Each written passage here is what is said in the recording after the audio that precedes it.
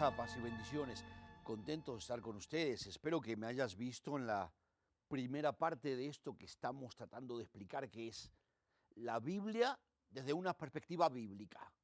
Claro, cuando explicamos la Biblia desde una perspectiva judía, no leemos nada de lo que son los evangelios. Cuando leemos la Biblia de una perspectiva cristiana, la leemos y preguntamos, acá hay una página que dice Nuevo Testamento.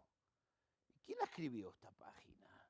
Alguien la puso acá, yo no sé, acá se ve un poquito más grande en esta Biblia, pero tú sabes, hay una página que se llama acá Nuevo Testamento. Alguien la escribió, la metió ahí en el medio, entre Malaquías y Mateo. Y yo no sé quién fue, no creo que nadie sepa, Concilio de Nicea, año 325, no sé quién. Pero no solamente eso, decíamos el programa pasado, sino que se dividió. Esto es una edición, alguien la editó, lo dividió en dos. Y después alguien agarró a los profetas y los metió a todos juntos. ¿Sabes que en la Biblia hebrea el orden de los profetas es diferente? Claro que es diferente. No tiene ningún sentido agarrar a todos los profetas y ponerlos ahí de acuerdo a cuántas páginas escribió cada uno. Isaías escribió mucho, Jeremías un poquito menos, Ezequiel un poco menos, Daniel un poco menos, Amós y todos los profetas ahí. No, los profetas tienen que estar en el momento en el cual aparecieron, si no, nunca los vas a entender. Mateo capítulo 1. Mateo empieza esta primera página con las genealogías de Jesús, de Abraham hasta Jesús. Y después Mateo 1, versículo 17. Capítulo 1, versículo 17. Mateo dice esto que es tremendo, que es la base de lo que estamos hablando en estos días. Mateo dice, de manera tal que desde Abraham hasta David habían 14 generaciones. Desde David, así como lo tenemos graficado acá, desde Abraham hasta David, 14 generaciones, grupo 1. Desde David hasta Babilonia, yo le puse Daniel, yo le puse Daniel porque Daniel es un chico de 15 años que es llevado a Babilonia. La cautividad en Babilonia empezó con Daniel. Desde David hasta Daniel, 14 generaciones, grupo número 2. Y desde Daniel hasta Jesús, 14 generaciones. Fíjate lo que hace Mateo. Esta es la manera bíblica, según yo entiendo. Puedes escribirme, te vamos a mandar los programas estos por Facebook, míralos, piénsalos, puedes escribirme. Pero mira lo que está haciendo, no lo hago yo, lo hace Mateo. Mateo agarra toda la Biblia, desde Abraham hasta Jesús. Toda la Biblia, lo que llamamos Antiguo y Nuevo Testamento. Y Mateo lo divide en tres grupos de 14 generaciones. Mateo ve toda la Biblia dividida en tres grupos. Esta es la manera bíblica. Me rehúso a mirar la Biblia como Antiguo Testamento, porque Dios nunca cambió el Testamento. Nuevo Testamento. La expresión viene en la última cena. Jesús toma la copa y dice, esta es la copa del nuevo pacto. Y algunos traducen, creo que Reina Valera, King James antiguo en inglés, dice, esta es la copa del Nuevo Testamento. No, ¿sabes qué es un Nuevo Testamento? Si tu papá escribe un Nuevo Testamento es porque te desheredó, es porque te sacó de la herencia, es porque no eres más hijo, sino bastardo. Esa es la realidad. Y esta página que dice el Nuevo Testamento, para mí como judío es bien insultante. Lo que muestra esta página es que los cristianos decían, el Señor desheredó a Israel. El Señor no considera que Israel sea más hijo de Él. Y hoy en día, después de 2000 años, de vuelta la tierra prometida es el Estado de Israel. Y de vuelta estamos ahí y de vuelta hablamos hebreo. El Señor no nos desheredó nada. Pero esta página muestra la doctrina cristiana de la eterna condenación de Israel. Que Israel fue rechazado por Dios y ahora es la iglesia, el Hijo de Dios. No es nada eso.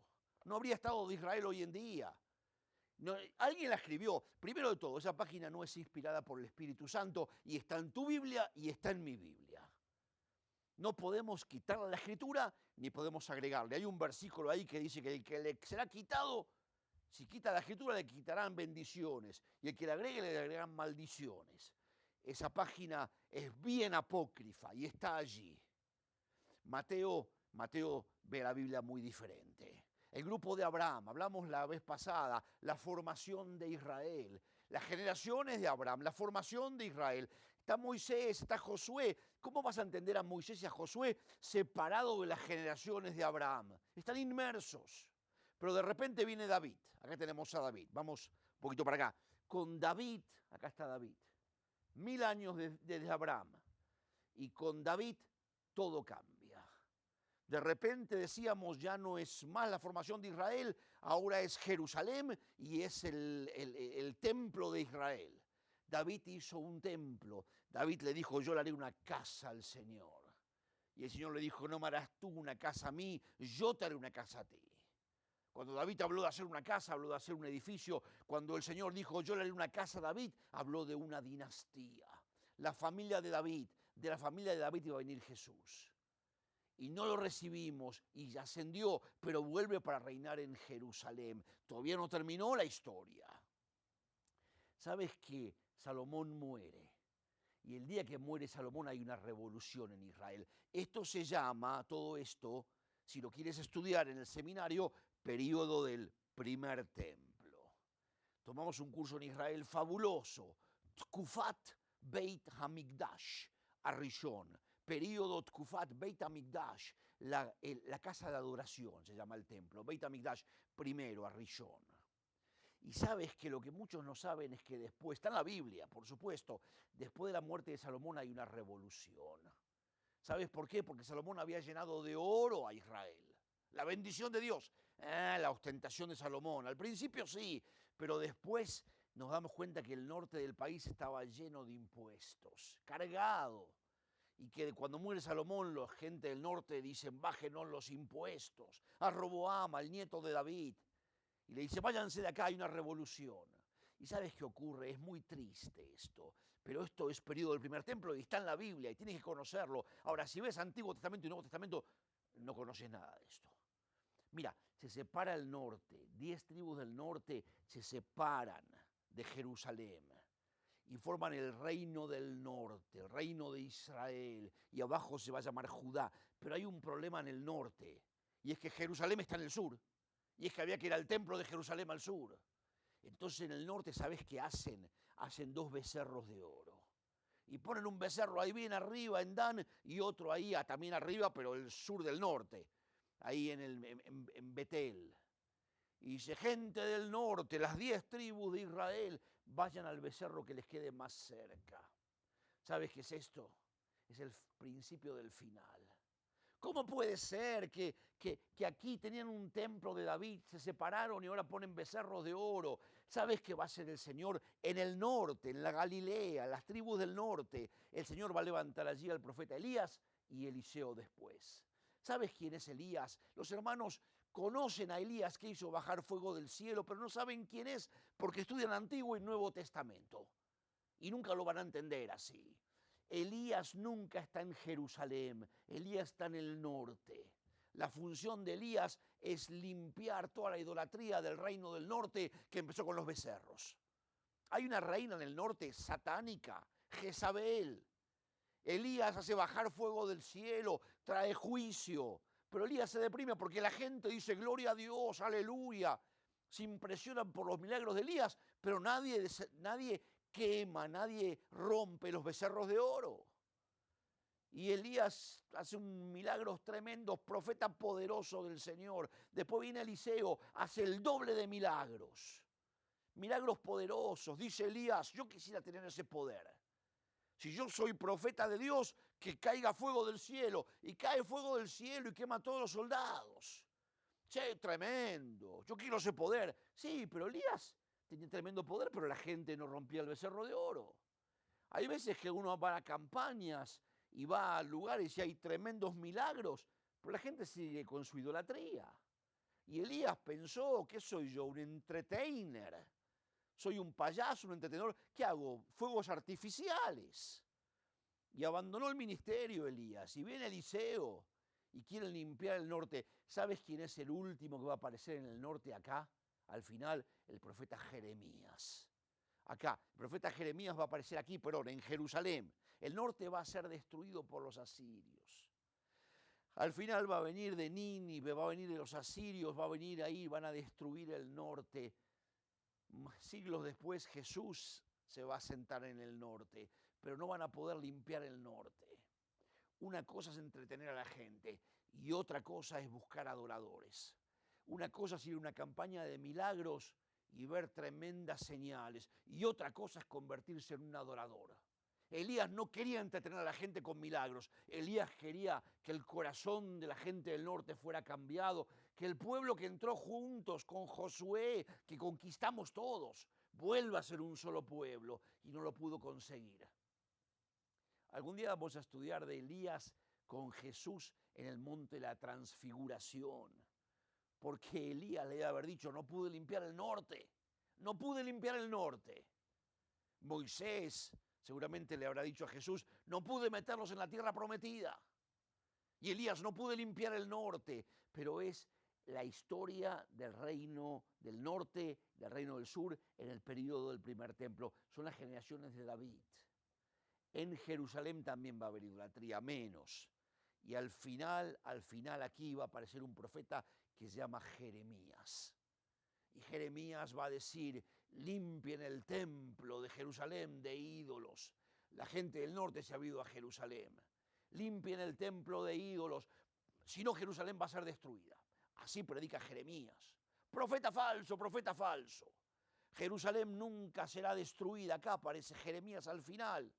Profeta falso, nunca será destruida Jerusalén porque hay un pacto entre Dios y David. Jerusalén es la capital de Israel. Sí, hay un pacto. Hoy en día estamos todavía hablando de ese pacto. Hoy en día, hace unos meses, el presidente Donald Trump habla de la embajada en Jerusalén. Seguimos con el mismo tema.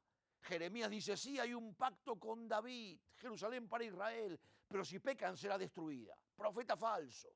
Nunca le creímos. Al final vino Nabucodonosor, rey de Babilonia. Babilonia, lo que hoy en día es Irak. Vino al final Nabucodonosor y destruyó a Jerusalén. Se llevaron cautivos a unos muchachos. A Daniel era un chico. Daniel tenía 14 años, 15 años tal vez. Y es llevado a Babilonia cautivo. Jerusalén es destruida y Daniel va a vivir el resto de su vida en Babilonia. El templo fue destruido. Jerusalén fue destruida. Los judíos pensamos, es el fin del mundo. ¿Cómo puede ser que la casa de Dios en la tierra sea destruida? Tal vez hemos pecado ya demasiado y el Señor se cortó de nosotros. Pero Daniel en Babilonia, a lo lejos, en un país extranjero, era como un dreamer, era como un soñador, estaba allí, fue llevado cautivo. Y el rey de Babilonia acá, Daniel capítulo 2, tiene un sueño. Dice, díganme el sueño y la interpretación. Y el rey dice, me olvidé el sueño. Y Daniel le dice al rey, rey, tiene 16 años, pero había nacido en Jerusalén, Daniel. Lo había visto a Jeremías, al profeta loco, al profeta falso, pero Daniel se daba cuenta que había algo. Y Daniel está acá y le dice, rey de Nabucodonosor, rey de Babilonia, rey de Irak, hoy en día como Saddam Hussein, deme tiempo, déjeme que me meto con el Señor a solas, en mi habitación, en mi casa, y yo le digo a usted el sueño. Y el rey le da un tiempo. Y Daniel en mitad de la noche de rodillas. Un chico de 6 años, pero sabía cómo hacer para tener entrada en la presencia del Señor. Y toda la noche de rodillas orando, y el Señor le muestra como en una visión, una película, yo no sé, le muestra una estatua.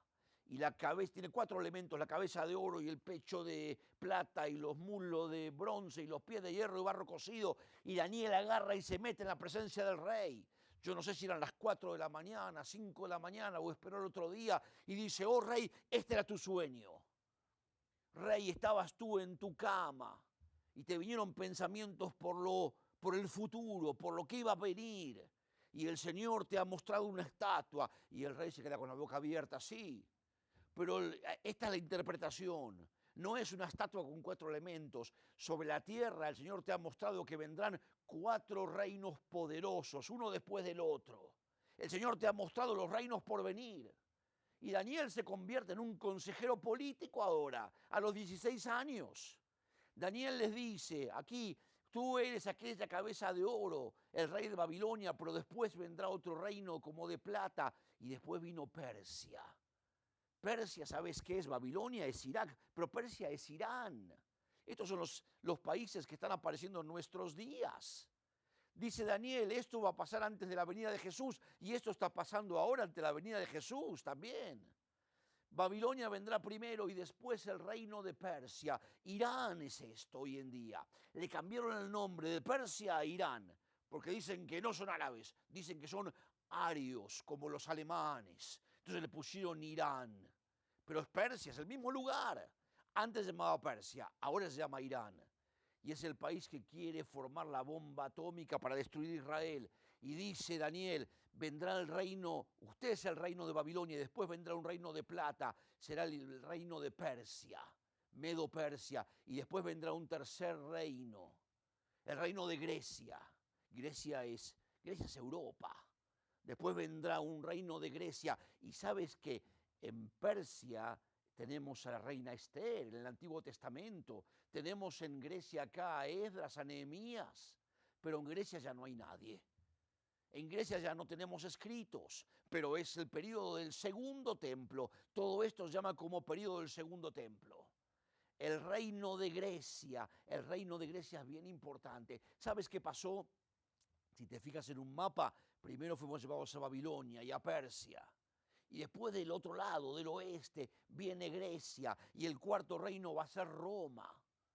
Viene ahora desde Europa, viene el ataque. Israel va a ser atacada, el Medio Oriente va a ser conquistada por todos estos cuatro reinos. Y en el tiempo del cuarto reino, en el tiempo de Roma, el Señor, el Dios de los cielos, va a establecer su reino aquí en la tierra, dice Daniel.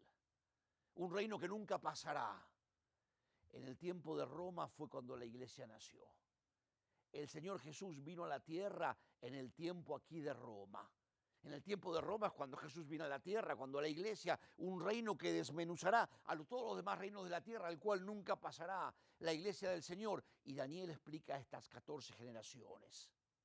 Fíjate lo que está haciendo aquí Mateo. Hay mucho más. Y vamos a tener que ver mucho más, pero Mateo capítulo 1, versículo 17, no hay Antiguo Testamento y Nuevo Testamento. Todos los pastores predican los domingos y predican, dicen, en el Antiguo Testamento, en el Nuevo Testamento, por esa página. No, es las generaciones de Abraham o la formación de Israel, las generaciones de David o periodo del primer templo, las generaciones de Daniel o periodo del segundo templo. Es el segundo templo, va a ser destruido por Roma en el año 70. Todas las cartas del apóstol Pablo son del 60, son del periodo del segundo templo. Las cartas de Pablo de la época romana. ¿Por qué está escrito el Nuevo Testamento en griego? Porque estábamos bajo ocupación griega y bajo ocupación romana. Tienes que entender un poco los tiempos del Señor. ¿Dónde está el profeta Elías? Está acá, limpiando el reino del norte. Si no lo entiendes a Elías, no puedes comprender nada de esto. ¿Dónde está el profeta Ageo? Ageo es uno de los profetas posexílicos que vuelven del exilio de Babilonia. Está aquí. Cada uno de los personajes.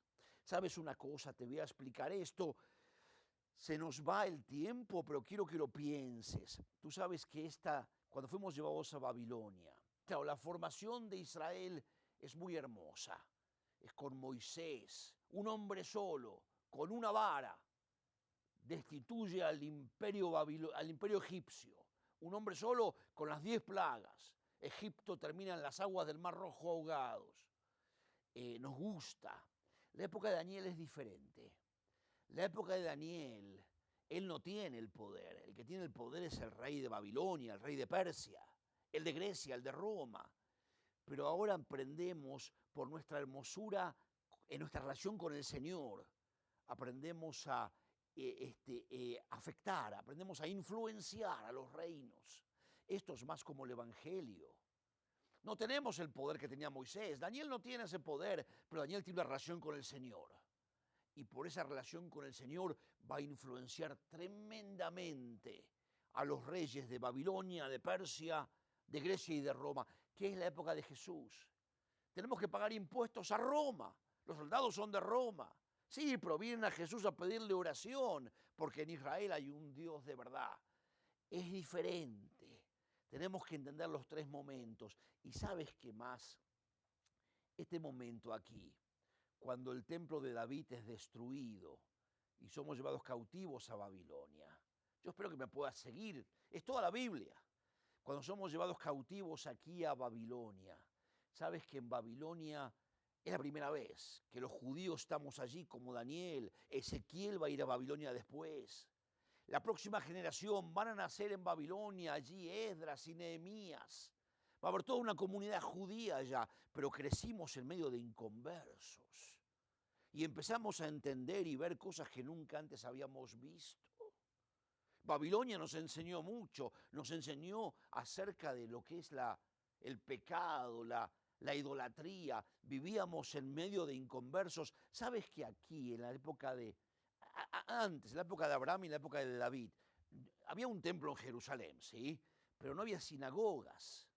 ¿Cuándo nace la sinagoga? Y la sinagoga es la madre de la iglesia local. Después Pablo va a plantar sinagogas o plantar iglesias. La sinagoga, la iglesia local, nace aquí en la casa de Daniel, en Babilonia. David no iba a la sinagoga. David iba al templo, quería construir el templo. Había una carpa con el tabernáculo, pero la sinagoga local en cada pueblo, como la iglesia local, ¿dónde nace? Daniel, cuando está en Babilonia, para orar, tiene que meterse en su casa, porque está rodeado de inconversos. Y en la casa de Daniel, con la ventana abierta, mirando hacia Jerusalén, aquí nace la sinagoga. Los judíos empezamos a reunirnos en casas para santificarnos, para separarnos de los inconversos.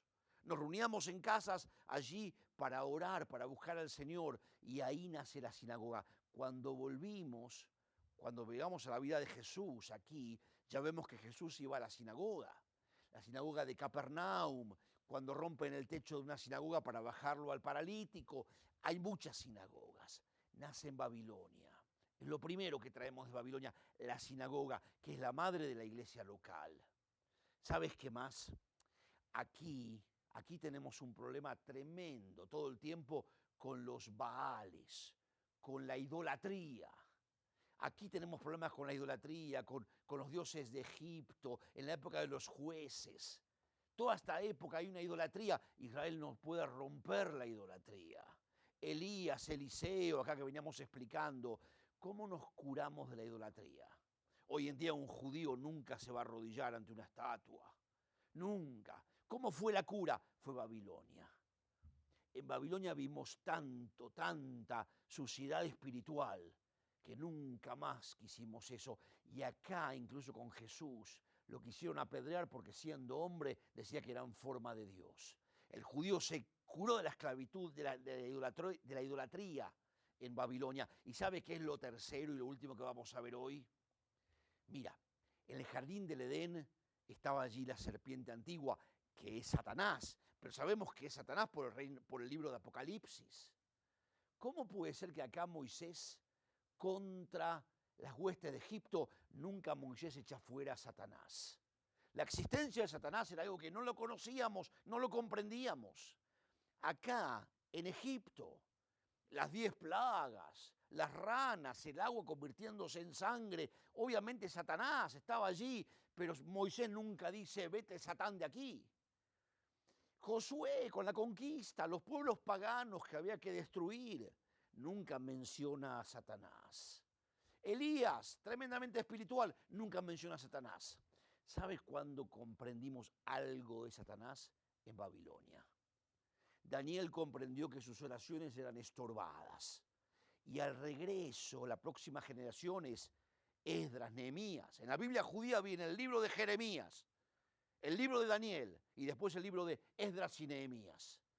Y Nehemías empieza a hablar de Satanás en el libro de las crónicas. Esdras escribe acá las crónicas. Y el libro de Job seguramente fue escrito acá. Una historia antigua, pero que fue escrita acá, porque empezamos a entender el mundo espiritual. Si ves Antiguo Testamento y Nuevo Testamento, no entiendes nada de esto.